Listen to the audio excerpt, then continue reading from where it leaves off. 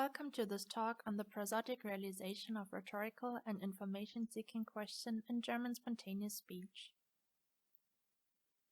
In laboratory speech, evidence was found that prosody is used to distinguish rhetorical questions from information-seeking questions.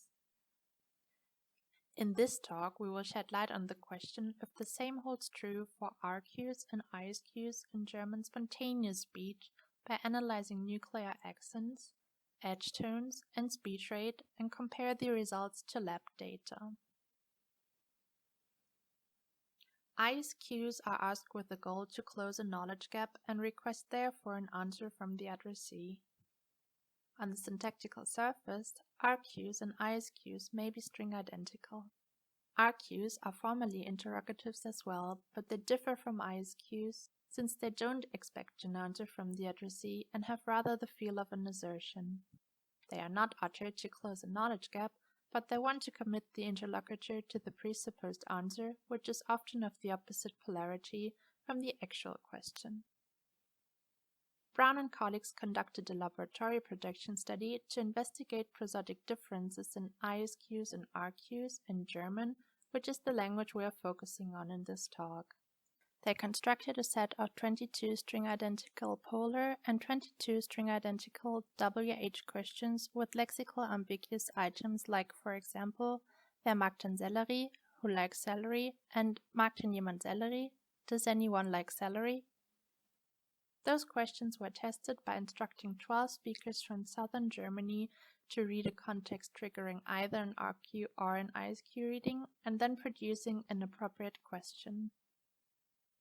They analyzed several aspects of the productions, but we will focus today on the phonological aspects, final edge tone and nuclear pitch accent, and the phonetic aspect, constituent duration.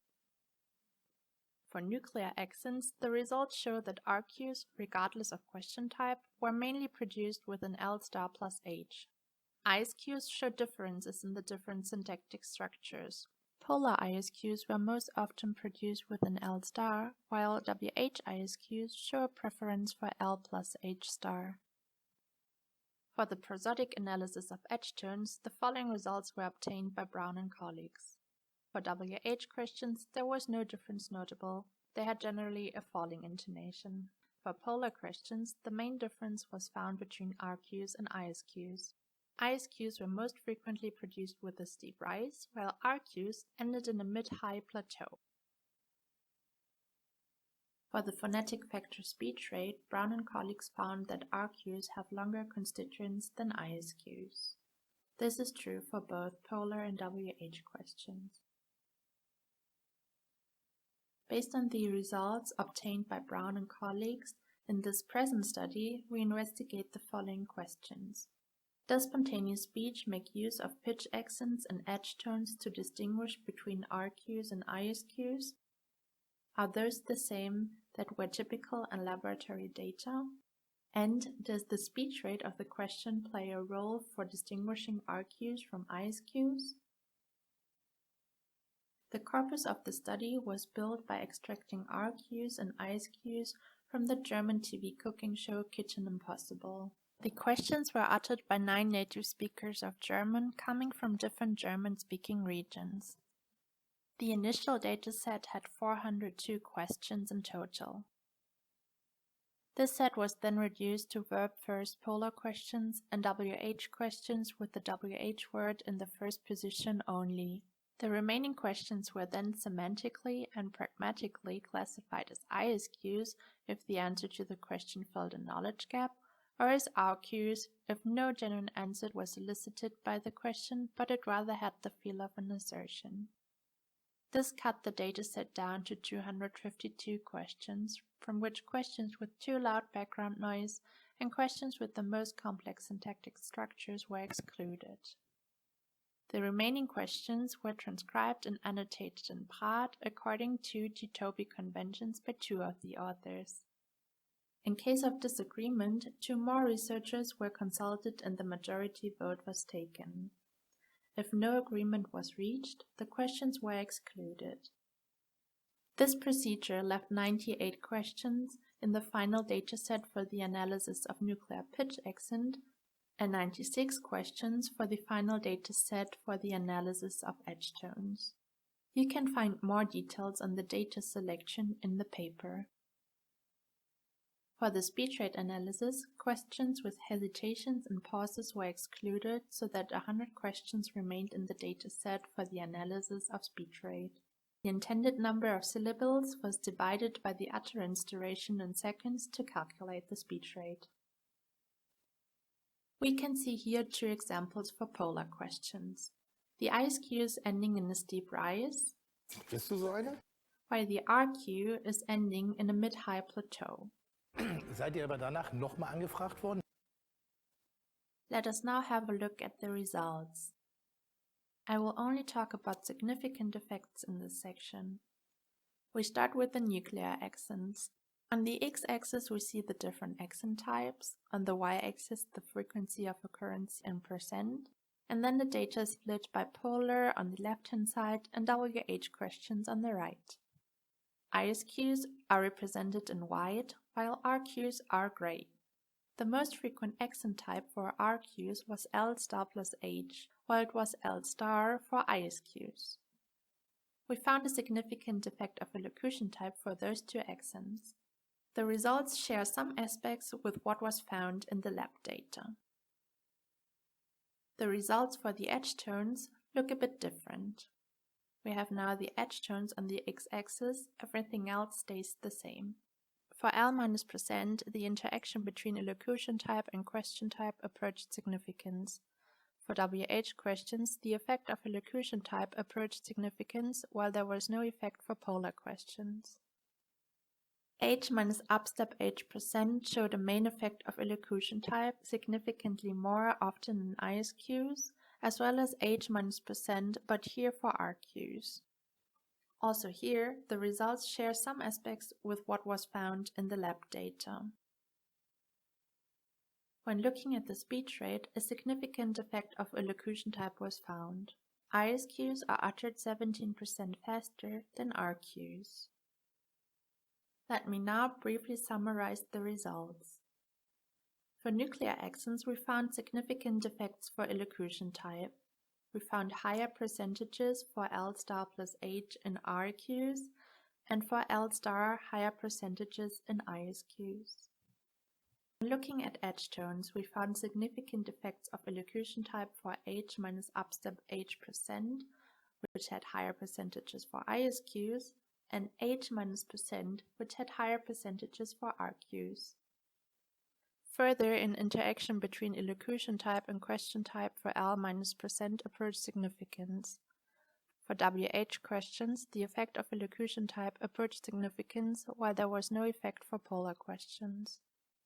The speech rate in ISQs is faster than in RQs.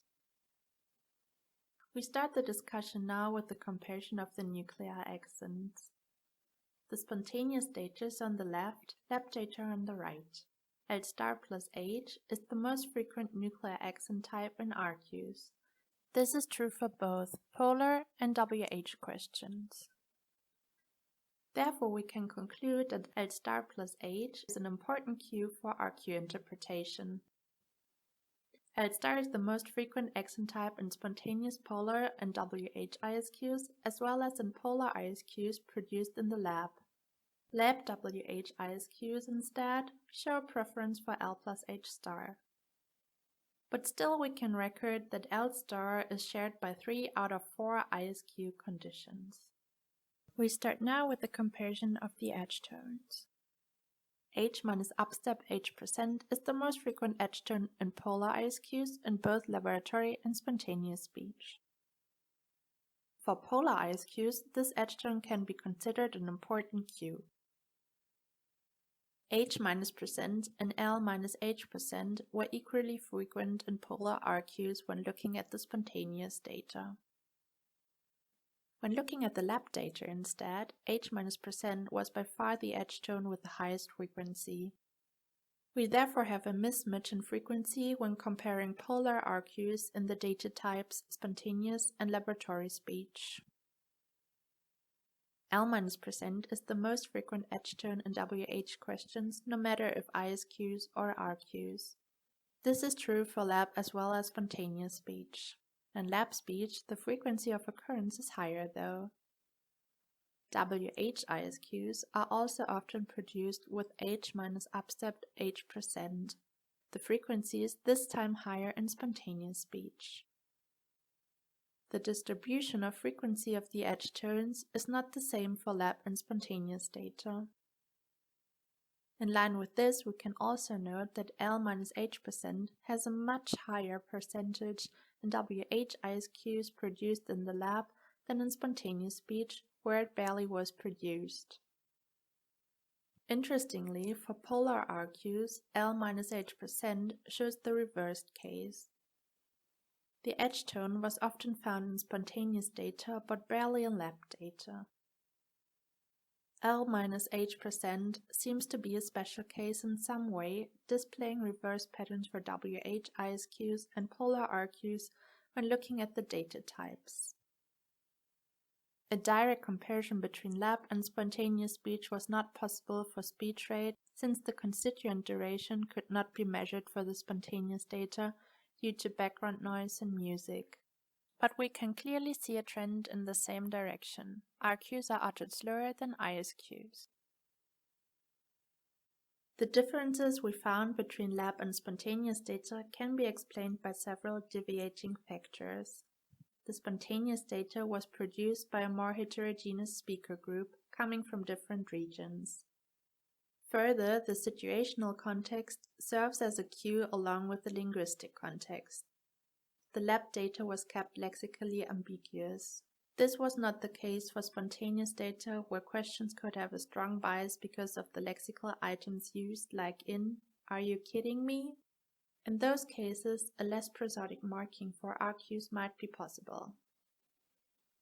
Despite more variation in spontaneous data than in lab data, we found reliable cues for the RQ versus ISQ interpretation across data types. We systematically found commonalities for the nuclear accent.